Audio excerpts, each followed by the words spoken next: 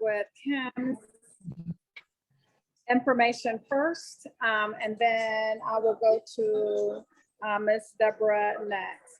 So Kim Carey Warren is Associate Professor of History in the College of Liberal Arts and Science and Associate Dean of Diversity, Equity, and Inclusion for the School of Social Welfare at the University of Kansas. In 2017, she held the Distinguished Danish Chair in American Studies at the University of Southern Denmark through the Fulbright Foundation, a scholar of race and gender in the U.S. history. She is the author of Education for Citizenship, African American and Native American Education in Kansas, 1880 to 1935, and a co-editor of Transforming the University of Kansas, a History, 1965 to 2015, research on her current project, and intellectual biographer of Mary McLeod Bethune, has been supported by the National Academy for Education, the Women of Philosophical Society, and the Woodrow Wilson National Fellowship Foundation. And now I will do Miss Deborah L. Dandridge. She's an archivist and historian. She helped pioneer the establishment of one of the few African American archives maintained among non-historically Black colleges and universities in the Great Plains region. After having successfully completed her responsibilities as a field archivist for a 3-year National Historical Preservation and Records Granted Award in 1986 to the University of Kansas Library, Kansas Collection in collaboration with the University of African and African American Studies Department. She continues to serve as a field archivist and curator of the African American Experience Collection at the University Kenneth Spencer Research Library. In 2020, Ms. Dandridge earned the Dr. Dorothy Porter Wesley Award from the Association for the Study of African American Life and History, and a Steeples Service to Kansas Award from the University of Kansas. It is such my pleasure to introduce both Kim and Deborah this afternoon. Thank you. Thank you for that introduction. I'm just doing a couple of, there we go. So thank you again for that introduction and for the invitation to this event organized by the League of Women Voters. I think Deborah and I are very happy to be here. We've worked together. We're historians, but I don't even know if we can count how the number of years we've been working together. And I want to say right off the bat that I actually started my research career under the tutelage of Ms. Dandridge and the Kenneth Spencer Research Library. So that's how far back our working collegiality goes. So what we thought about doing here today is talking about Juneteenth. We were asked to talk about Juneteenth, but we want to think about the ways in which we are deeply invested in the history of certain events, but our methods as historians and Deborah as an archivist really focus on getting African American points of view. So not just sort of what's being said about an event or a holiday as it has developed, but really trying to build a bigger nuanced story. What I'll do right now before we start is share my screen.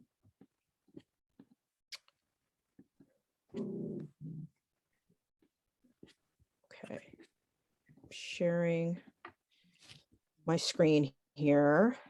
If there's ever a point when you cannot hear or see what's on the screen, please someone unmute and let me know. So we're here today to just talk to each other, Deborah and I, about Juneteenth, independence, and the nation then and now. Because one of the things that we do as scholars is, as I mentioned, try to think about how nuanced past events are, but also to think about how they relate to the present moment, and particularly our present moment as Americans, as Kansans, as people who are politically engaged, and so forth. So I think to start, what I'd like to do, making sure that, is to remind folks of kind of a national narrative about Juneteenth in particular. And this slide is a picture taken in Washington, D.C. in 2020, so a couple of years ago. You'll notice people's masks. So this is 3 months after the official start to the pandemic. And the idea then, and I think still now that is very popular, is that Juneteenth is a holiday celebrating the day in 1865 when enslaved Black people in Galveston, Texas, learned that they had been freed from bondage. And this was more than 2 years after Abraham Lincoln's Emancipation Proclamation, which was signed January 1st, 1863. But if you know your history, you also know that the Emancipation Proclamation was never intended to free all slaves, but only freed a certain number. But the point is that in Galveston, Texas, that might have been the place where the last group of enslaved people heard about these ideas of freedom, at least at a national level.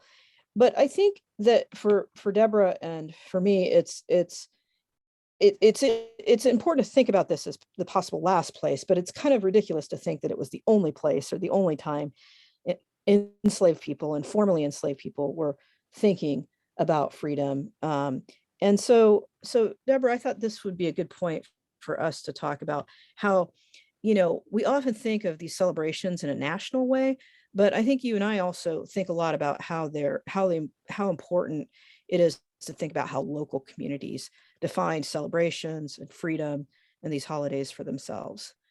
And I know that one of the things that you wanted to talk about today is this official souvenir program. I wonder if you could talk about that with us for a bit. Yeah, and this one is reflecting an Emancipation Day celebration that really is celebrating August the 1st. And in that celebration would become a tradition among African Americans.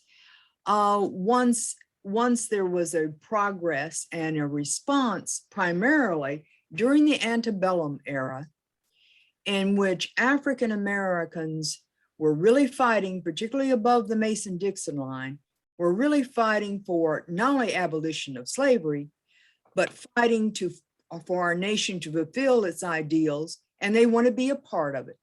And that is liberty and equality. And there were free Black communities above the Mason-Dixon line, the free Black communities by the time 1930s, 1830s, by this time, these free Black communities in the North were growing, primarily because the abolition of the slave trade had occurred internationally. And so from 1804 from onward, we often are using August the 1st, which is the British abolition of slavery that would begin in 34, that would be a kind of a start for celebrating this. So it became an ideal throughout the antebellum era, an ideal of fulfilling liberty and freedom for everybody. And African Americans were very much a part of it. Christmas at Tux and Boston, Massachusetts, in this just before this the American Revolution were part of it.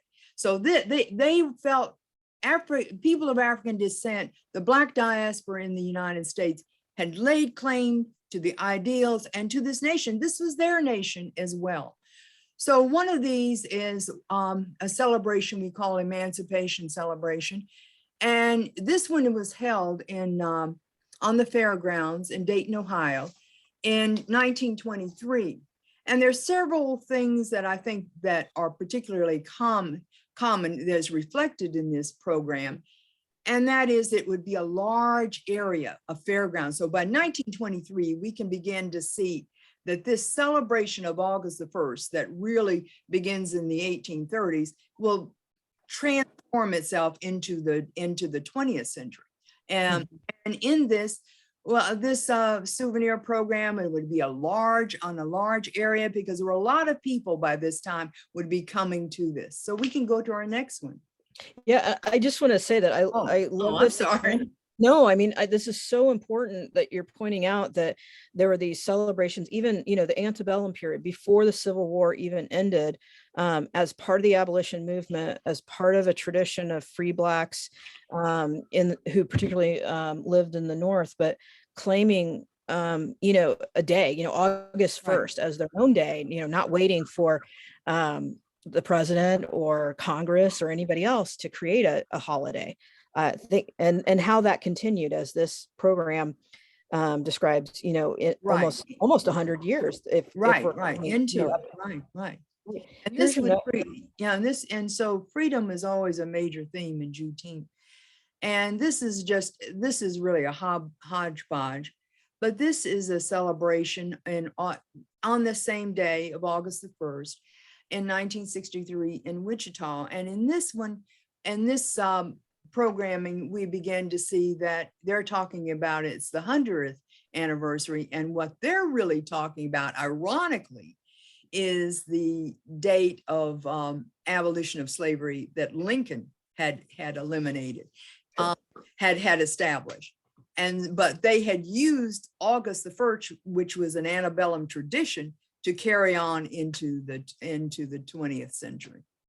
So shifting the language maybe a little bit from freedom days to emancipation, referring to the Emancipation Proclamation. So, but still holding on to that August 1st date. Right. And they're right. Yeah, fantastic. Shall I show the next slide? Yes, please. I'm sorry. Yeah.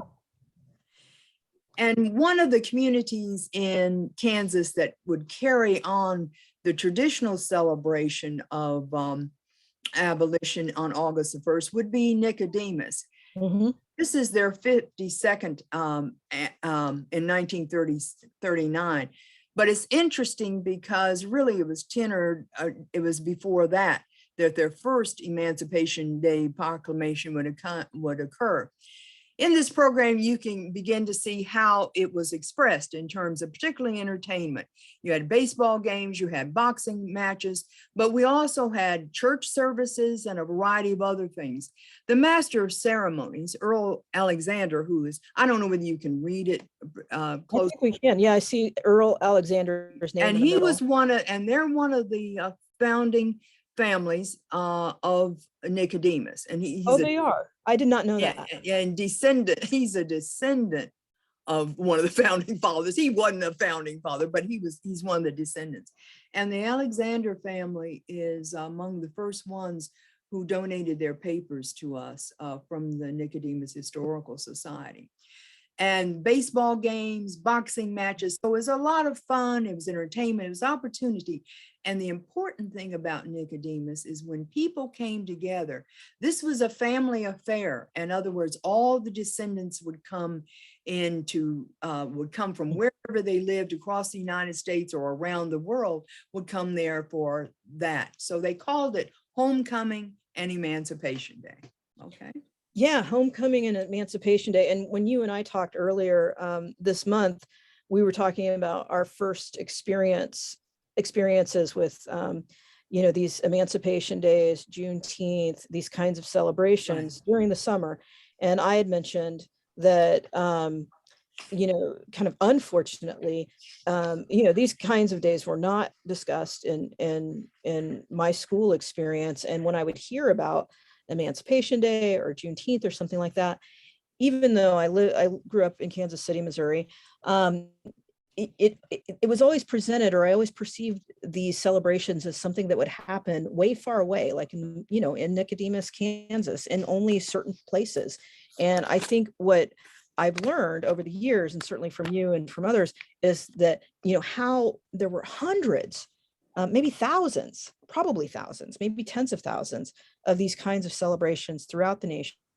But as you're pointing out, Nicodemus is particularly important because it was, one of the first, what do we call it, destinations of migrating African Americans out of the South after, a few years Right, after. and it was the first African American town Mhm. the Mississippi. Therein lies its real, kind of significance in U.S. history, I think, also.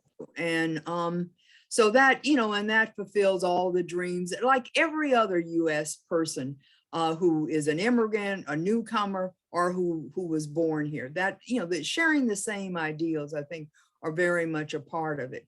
So they're expressing themselves, and they are revealing their commitment to our nation's ideals of liberty and equality. And all of these celebrations are a part of it. And I think that makes it important. And we have laid claim to that since the Revolutionary period. Yeah. I'll go to your next slide. Yeah. Okay. This is the Scruggs area. And this is where Nicodemus often would, Scruggs Grove.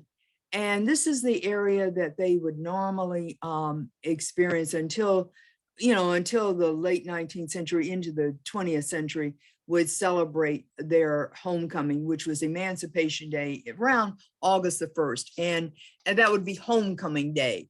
And this is where they did, and that he too was a part of the descendants of the first settlers who lived in the town of Nicodemus. Scruggs was part of his farm. This was part of.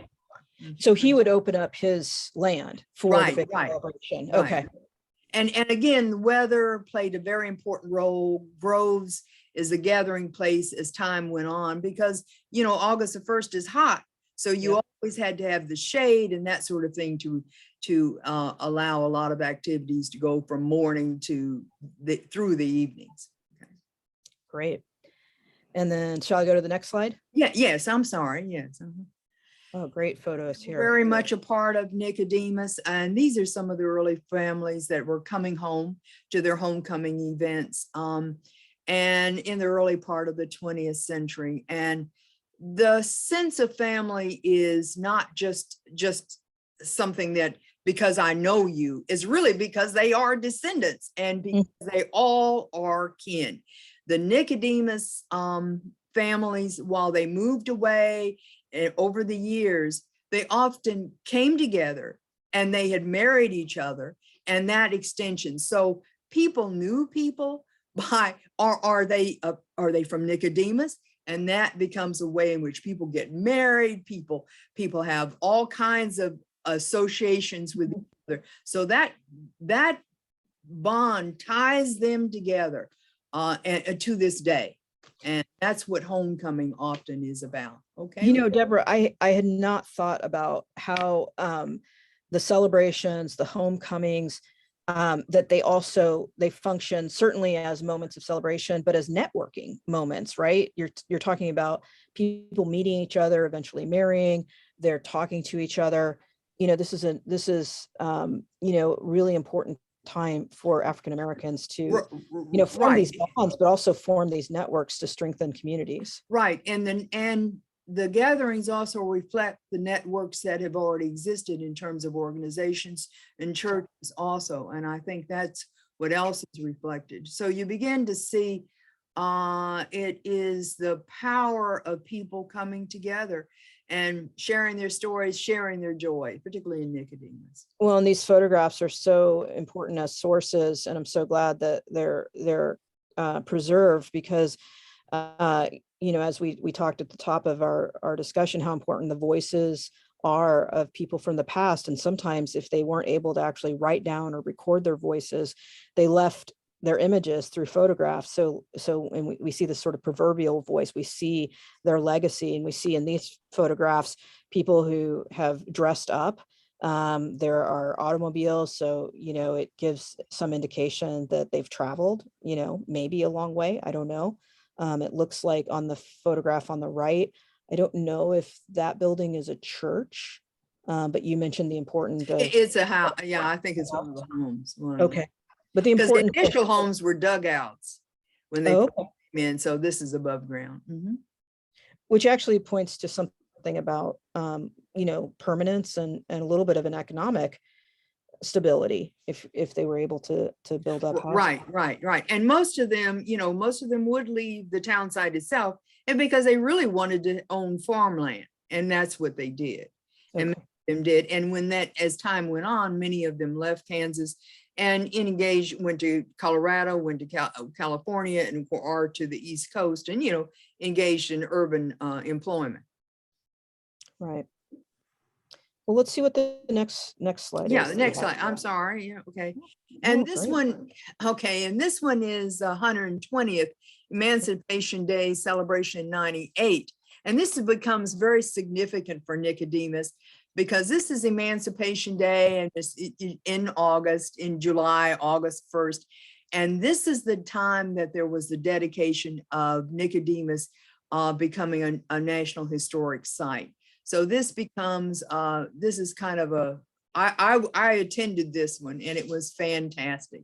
So you begin to see, I don't know whether you can see on here, but we begin with oral history recording, and then we have registration, and then we have stamp cancellations that are going on, oral history recordings, and then the Buffalo Soldiers, very much a part of the activities in Nicodemus. The Buffalo Soldiers are very much. Right. Special guest, Gail Sayers. Wow. So, and then of course the gospel singers, and then we have, of course, also had other kinds of music, and Circle of Women, which is a part of Bogue, and Bogue was a town that's near Nicodemus that lots other people had also resided. So this was a fantastically big event, and there were many. So we can go to the next slide. Well, I love, you know, so even in 1998, so which used to be recent history, but I guess it's getting further away from us. Right. But even in 1998, the focus is still, you know, on Nicodemus as a historic site, and holding on to that August date, you know, as you know, a long time moment of, or date to recognize freedom. You had mentioned several times how important these celebrations have been in terms of really doing a variety of events, a variety of ways of celebrating, with oral history, with music, with you know, highlighting, you know, people, celebrities or people who had succeeded in their own fields.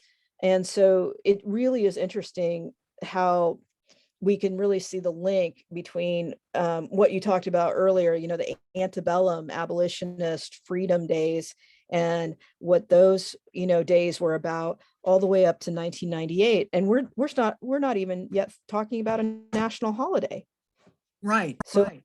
let's see what your next slide is. Oh, who's this? Okay, and again, and this is a little bit before that time. I think this was probably in the early 80s or early 90s, 1990s. And these are families coming together. So you begin to kind of contrast, you know, the earlier pictures that we saw with the current one. So this tradition is continuing, and this is becoming, you know, more than a century. And I wanted to respond to someone had put in the chat, what is cancellation. Did someone answer that? You know, I can't read them quickly. I think so. Was somebody asking about, I think stamp cancellation. Well, what is stamp cancellation? Yeah, and then You know what that is? no, Deborah?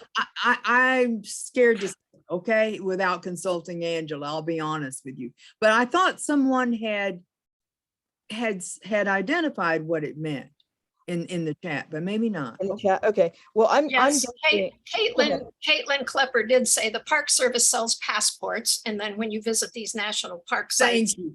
they will stamp it. So, and people like to do that as souvenirs of where they visited. And Caitlin is so correct, and she is head of our reader services. So can I just support her for that? Thank you, Caitlin. I appreciate it. Okay. You want to go to the next slide? yes.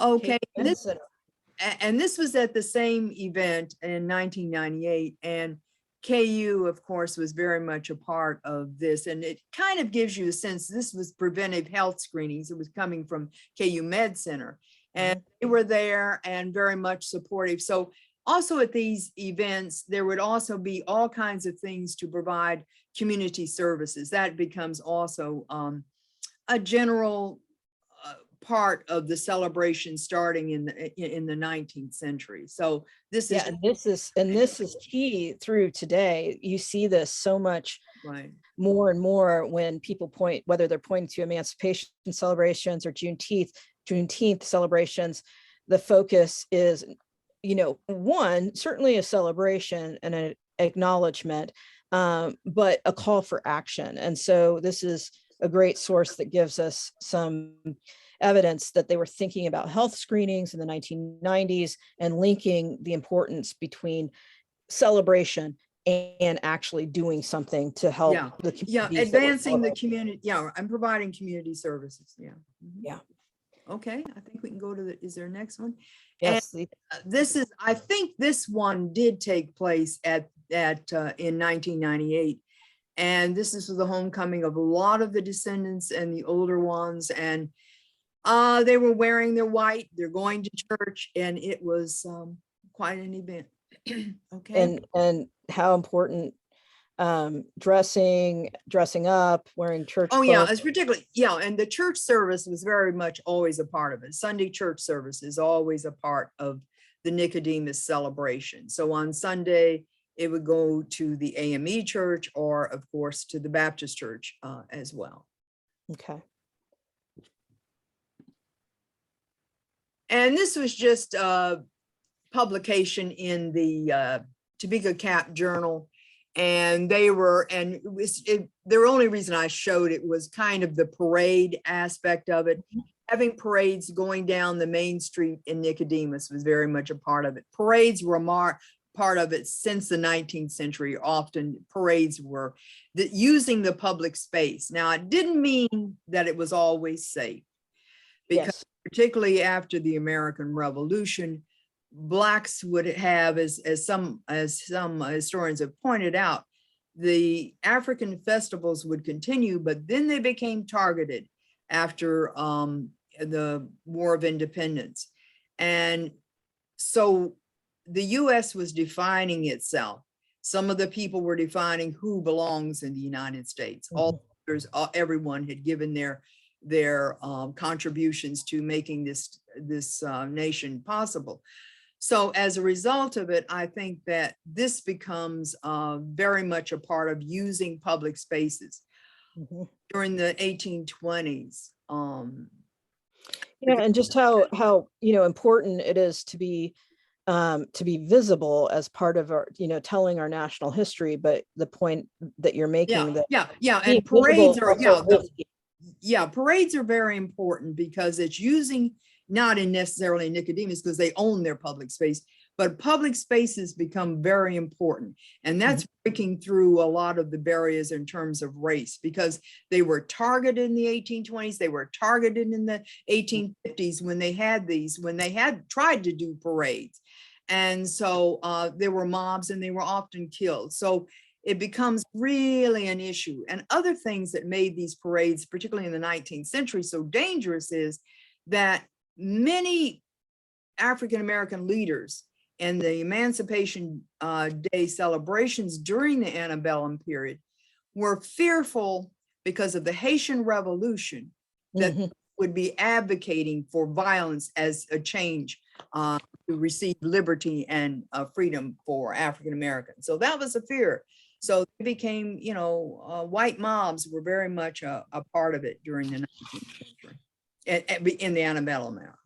Yeah, and a difficult part of our American history, and a really important part to acknowledge, though, that right. We don't just have this line from the antebellum period to today where everything just got better and better and better, and celebrations of freedom just got bigger and bigger and more visible. So that's such a good reminder for us to think about the historical context. I think you have one more, or a couple more actually. Oh, this looks like these are Rising Buffalo Soldiers, or and my Buffalo Soldiers were very much a part of the tradition of the celebration in Nicodemus. And again, Nicodemus emphasizes that so many of the people who were part of Nicodemus had joined the Buffalo Soldiers, were very much a part of it. And so their parades always have included in, particularly in the last 30 or 40 years, the cavalry as well. Yeah, paying homage to Yes. Yeah. soldiers of the past. For those who are unfamiliar, Buffalo Soldiers was a nickname, and not derogatory, but the idea was that I think that the name kind of came from a Native American group who saw Black soldiers who were part of the US. Yeah, I'm not sure. Yeah. You don't like that interpretation? Yeah, I think Angela and them will have some different. Okay, good. Yeah. Okay, we'll talk about that. The point though of their inclusion in the parades in modern era is to pay homage to Black soldiers who were fighting in the military. And these are on horses, so the cavalry. Yeah, it was the cavalry. Yeah, it is indeed the cavalry. Okay. And so, and also there were members, their descendants of Nicodemus were very much a part of the cavalry. Okay. Mhm. And so we begin to see how First Nations are very much a part of the story. And this is one of the emphasis that we begin to see in the 21st century, that the Nicodemus annual celebrations are including, is recognizing their tie to the First Nations, and how people in that community, those first years in establishing the town, they relied on support from First Nations folks as well as whites. And I think this is kind of emphasizing that Nicodemus may have been a Black settlement, but the support and exchange was among many who were in that area, First Nations and whites. Thank you for bringing these sources to us so we could see firsthand. They're remnants from the past, but it's the way that we try to understand this past as historians. And these are great scans that you've shared with us. And I think you've helped us understand, how important, these local celebrations are, how they had been going on long before even the Civil War ended in 1865. How there is this continuum from the past to the present to have these celebrations. And let me talk a little bit, if I can, about, shift us forward a little bit in time to where we are now with an actual holiday, which, now I think, banks will be closed and the library will be closed. But let's talk about that for a few minutes. So I offered this image because of what we've been talking about, the importance of letting people tell their own stories. And when it comes to African-American history, a lot of times we don't have, we don't have written books and things like that from 1863, but we've got these fantastic, or these important, I should say, photographs there that remind us that that these were real people who had real experiences and weren't just waiting for freedom to be bestowed on them, but they had a long history with the struggle for freedom and defining that for themselves. So and also not only did the photos, but Black newspapers starting in the 1820s played a very fundamental role in identifying what African Americans wanted and needed. And that's really one of the most powerful and systematic sources. And you said starting in the 1820s? Yeah, 24, yeah. Yeah, we're really fortunate to have, and we have a lot of those at the Kenneth Spencer Research Library.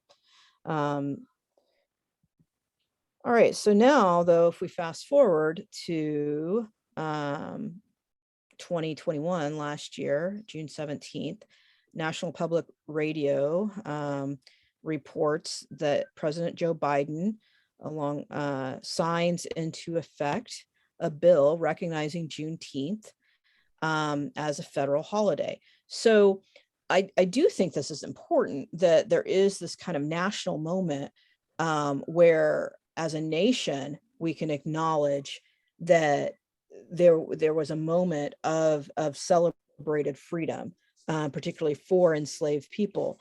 We don't see that they take on the August 1st date that you and I have been talking about, but rather that date when presumably communities in Galveston, Texas, heard finally about the possibility of freedom in June. I think it's important that Vice President Kamala Harris stated about this throughout history. Juneteenth has been known by many names. So here's our Vice President aware of this more nuanced history: Jubilee Day, Freedom Day, Liberation Day, Emancipation Day, and today a national holiday. And she says later, it's also a day for us to reaffirm and rededicate ourselves to action. And I wanted to talk a little bit about that as well. So as a scholar, I don't have any problem at all with as a nation, us kind of bringing together all of the ideas of these different celebrations and making a national focus. I do fear, though, sometimes when we as a nation decide that we're going to celebrate something at a certain point, that we forget that we need to acknowledge and celebrate and provide action every other day of the year as well. So let me talk about that for just a moment, Deborah. I do like this image, though. Oops. So, and I think what we see here, so this this picture was also taken last year. So, and this is at, I believe that Mass General, the hospital, in a hospital in Massachusetts. And this is an image from that celebration. And what I like about this image is that it's a little bit similar to some of the things that you showed us, in that it's multi-layered, right? It's not just coming out and celebrating freedom, but you can see in the symbolism on the two signs that are most foreground. The one on the left is somebody's fist. Okay, so a symbolic Black Power type of image, but it's in a rainbow image. So it reminds us of the intersection, that people aren't just human beings occupying a race, but they have gender, they have sexuality, and rights operate in different ways, and freedom operates in different ways depending on people's identities and their intersectionality. I like also in this image that on the right side, it says no more racism, and it has this heartbeat kind of, I forgot what that's called, but it's got a heartbeat. And so it's reminding us, like, there needs to be action, not just celebration, but action. And in the context of this celebration at Mass General, a health community, they're saying particularly, no more racism in medicine, in hospital care. Think about, the disparities that different communities experience. Use this day, use this celebration to do something about that. There was something. Oh, yes. Yeah. What did you think? I was going to say about the Juneteenth in particular. Yes. The story goes that the general story that they didn't know they were free, but that's not true. I mean, it was the allowing. It was they're finally the slave holders in Texas giving up, because slaveholding in Texas during this particular time with they were the producers, most of the cotton and the producing with the cotton gin. So they were the powerful ones. They opposed Mexico, who owned the land, who was a part of the land. They wanted abolition of slavery, but they were not giving up, because this was at a crucial time. They were making the money, and they were the leading producers of slave produced products. So as a result of it, I think it becomes very important for us to understand that Juneteenth isn't just because Black people didn't understand. Yes. Right. They were free. They were Right. trying to make it. The worst slaveholders at that particular time are coming out of Texas, because they were fearfully fighting for their capitalistic income coming from slave labor. So as a result of that, you know, the Juneteenth is like the end of it. So we finally have won it. And I think therein lies a national importance, although it is local. Thank you. There was a question that Jen asked about why did people celebrate Lincoln's Emancipation Proclamation on September 22nd? Is that referred to? Yeah, right. And that's often been a part of the celebration too. That too has been very much a part of it. And you know, you'll find that celebration occurring in a lot of places. And so that proclamation means a lot to me. They did it in Topeka. You know, you go to the Black newspapers, they did it in Topeka. They've done it in all, you know, like the towns in particular are the reportings of that. That's very much a part of it. Only thing about that is it's in January, often that date. And so the gathering, you know, it's the weather that can often define when you're going to start celebrating that. Let's talk about a couple other things and then we'll open it up to a larger discussion. I wanted to point out that the NAACP has made comments about Juneteenth, and I'm going to show a very short video to everyone. But it gets to the point that you and I were talking about, how these celebrations are really important, but they're also calls for action. And Derek Johnson, who's the president and CEO of the NAACP, reminds us in this interview that it's not the day is not what's important here. It's actually moving to action on voting rights, police reform and accountability. He says at one point, use this day to reinforce energy on substantive policy change. He says, buzzwords do not address systemic problems. So let me share this. And then we'll have a larger conversation. Yesterday, as President Biden signed a bill to make Juneteenth a day of celebrating the end of slavery, a federal holiday. Can everybody hear that? Mm-hmm. Yes. Okay, here we go. Let's bring in now to talk about the significance of this moment, the president and CEO of the NAACP, Derek Johnson. Sir, good to have you back here on the show with us. And we often talk about it on MLK Day, right? It's not supposed to be a day off. It should be a day on, a day of service. So now here we are with Juneteenth, the federal holiday. What do you hope it will be? What is the significance of turning this now into a federally recognized holiday? Well, it's amazing that we've now made what was a local then regional recognition and national holiday. Before the NAACP, it's time for us to pivot to the substantive policy issues that are confronting African Americans and America in general, like voting rights, making sure we protect the right to vote, or police reform to ensure that the horrific scenes we've seen just a year ago in Minneapolis is not repeated without police officers being held accountable. Those are the substantive things that we should be focusing on if we use this day for nothing else, but is to reinforce our energy, our attention on substantive policy change to make sure democracy works for everyone. And Derek, to what you were just saying, we heard President Biden say this isn't just a holiday. This should also, in fact, be a call to action. Watching him sign that into law, does it give you hope that this is the time now going forward that we will see equitable change? So that is a signs of hope. You have a White House who have an understanding that America is made up of many communities, not just a segment of the population. That gives hope. A White House that actually listened to constituents who are more diverse than the images that people see in the mirror, like the prior administration. That is hopeful, but that hope must be driven by outcomes that truly get police reform in place and protect the rights of voters to and participate in this democracy. You know, you have senators who voted for a holiday but refused to ensure the protection of citizens' right to vote. Senators who have become the party of no, as opposed to ensure that we all are supported with law enforcement officers who are truly protecting and serving everyone and not being held accountable when they are operating in violation of the law. And Derek, speaking of some of those senators, Republicans who are against this measure and this notion of qualified immunity, like Lindsey Graham, have said that this benefits liberal prosecutors and it ruins the lives of police officers. What do you say to them?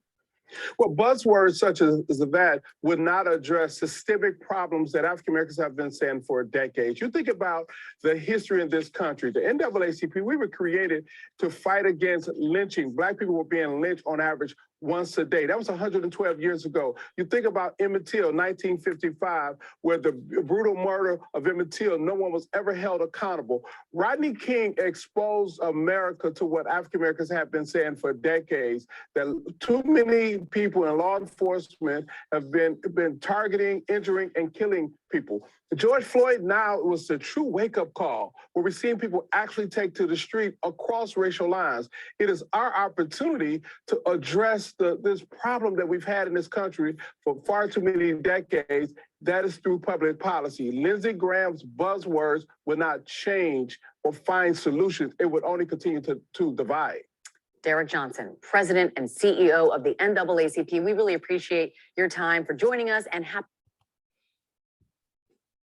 All right. So what I appreciate about Mr. Johnson's statement here is that, I mean, he could have listed, there are probably 1,000 other issues that he could have listed, and I'm glad that he listed 2, police reform and voting. But the point of his interview, if I can kind of do another interpretation, is fantastic that there's a national holiday, but that's not finished. That's not the end. That there's a national holiday. That doesn't fix everything, right? It does this important thing of bringing more attention to these notions of freedom and what they mean. But we have an obligation to continue to make sure that freedom is experienced in equitable ways and in widespread ways, and by everyone who this holiday is supposed to affect. So would you say that's a fair interpretation, Deborah, of Mr. Johnson's plea? Right. It's an ongoing process. Frederick Douglass recognized that, this isn't going to end. Abolition is not going to end the issue of this pernicious notion of race. And so he knew that. He knew that back by the 1840s, he was saying that. So I think that, yeah, it's an ongoing process. Achieving liberty and freedom for everyone is an ongoing process. So it has to be a collective effort. It really does, of all people, I think. And it's not easy. Well, it's not easy. And one would hope that by 2022, we would have gotten a lot further than we are right now. But I think having these conversations, and I want to add, as you see on the slide, I'm interested in hearing folks' thoughts and questions. But really, you've asked us to come today, Deborah and I, and we're engaged daily in the kind of work that we do in action that actually pushes these ideas forward and these ways of thinking about a more inclusive American history. So I think we'd like to hear about your plans of action too. So with that, let me stop sharing and we'll stop. I'm going to let's see, we can view everyone here. And let's hear your thoughts, your questions, and your plans of action. Does somebody want to unmute? I did. And I'm Tamara Cash. I'm one of the League of Women Voters board members. And thank you both so much for presenting today and not only looking at the history of Juneteenth and the relevance behind it, but also shedding a light on what were the more local and regional events that celebrate the emancipation. As you know, I've done a little bit of research on local Lawrence Juneteenth celebrations, and about 5 or 6 years ago. But when I first heard that finally it had been designated as a federal holiday, I think my first thought was, I hope that this is not merely an act of placating Black people just to keep them quiet, throw them a bone and they'll be happy and go on their way. The whole history for Blacks and other people of color, 1 step forward and 2 steps backward. And so I'm glad that you've made the comments that you have made, and also sharing the NAACP leaders' comments, because they are absolutely what Black people need to be thinking about and doing at this time. So thank you again. Thank you so much.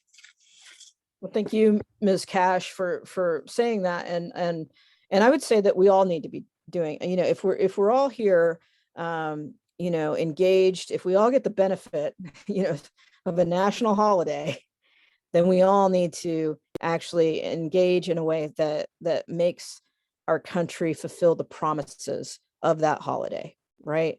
The ideals, and as you've pointed out, and as Derek Johnson points out, the action isn't simply to take the day off, enjoy that we've got it, but actually to keep moving forward. Thank you for saying that. And I also think that voting becomes very important. Absolutely. The Women's League of, there's not, in my view, a more important there are, but equally important is the Women's League of the League of Women's Voters, because it's on the local level. Because now that our nation is we're facing a crisis, getting out the vote, getting confidence in that vote, and that is a part of the NAACP's national program that becomes more important than it ever was maybe 20 or 30 years ago. So that becomes very crucial. I think as one state of action, that's the number one, in my view, at this point. Yeah, voting. Yeah, is there a way that someone from the league can tell us some of the things that are being done about voting locally in Kansas, nationally? Carol, would you like to address that? I'd be As glad to. Co-president of our league. Thank you.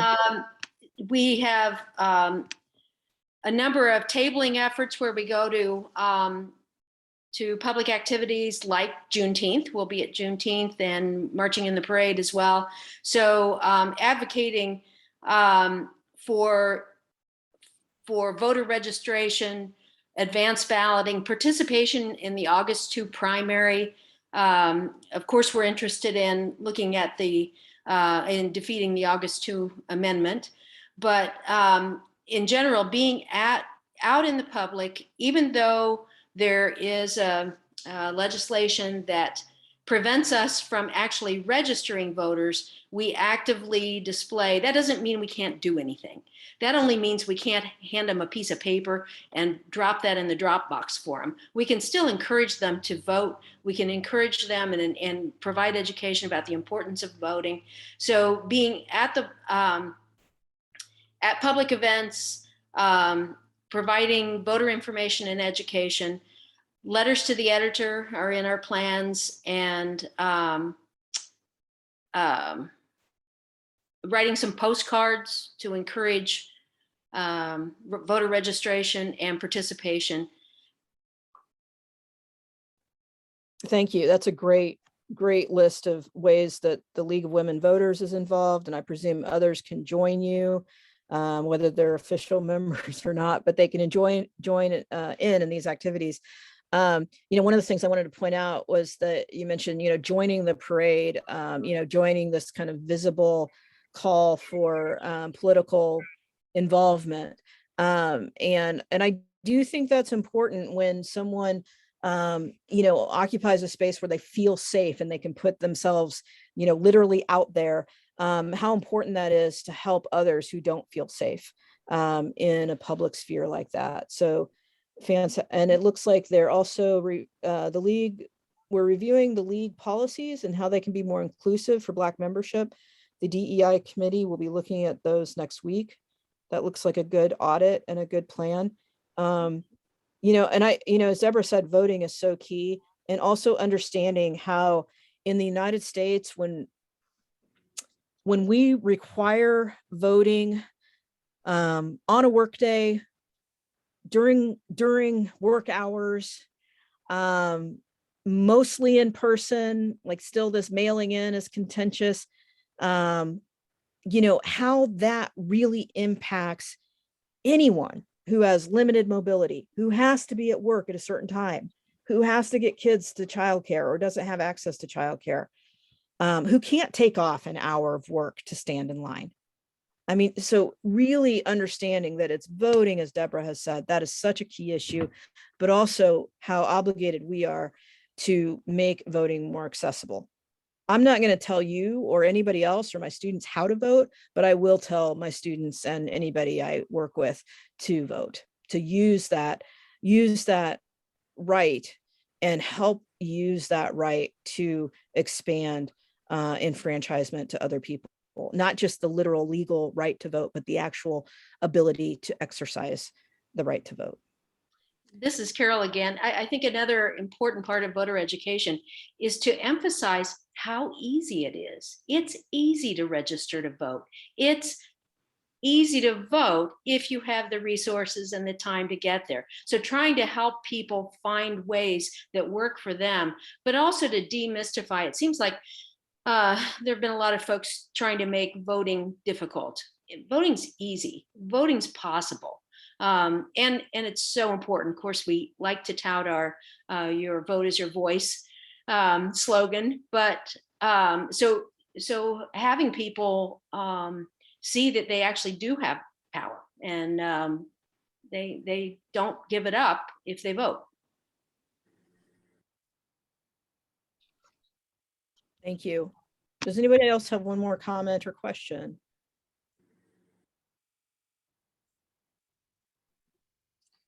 Dr. Warren, since you live in Lawrence, please consider joining the League of Women Voters. I actually don't live in Lawrence, but Oh, you don't? Okay, I knew that Deborah doesn't. Deborah's. You know, I don't live in Lawrence either. Yeah, I know. That's why I addressed it to her. But no, thank you. No, but there's certainly ways, you know, even when one doesn't live in the same city. I mean, there's certainly ways that, you know, I have tried to be supportive of these kinds of efforts, and you know, just by the fact that you all invited two university scholars to this presentation, you're highlighting the important connection between the university and the town, and you know, how we can use education to mobilize people as well. So thank you, Ms. Cash. Thank you. One of my first presentations when I was a very young professor was actually with the League of Women Voters on Susan B. Anthony's birthday. And I remember that I don't know if any of you were, I mean, this was more than a decade ago, but you all had a cake for her birthday. And I took a bunch of the cake back to the department. I remember that. All right, other thoughts and questions? Yeah, Denise? Oh, I was just going to do a wrap up, but happy to pause for if anyone has another question. Well, I would just like to thank Kim and Deborah so much today for presenting. Wonderful, informative program. The recording of this program will be on our website, lawrenceleague.com. And so share it with other people who weren't able to attend today, and keep watching our website, lawrenceleague.com, for our July program. We hope to have something related to the amendment before the July 12th deadline to register. I think that's it. Thanks again so much. Thanks, everybody. Thank you, Deborah, for this great conversation. And thank you, everybody, for your thoughts, but more importantly, for your actions. Thank you.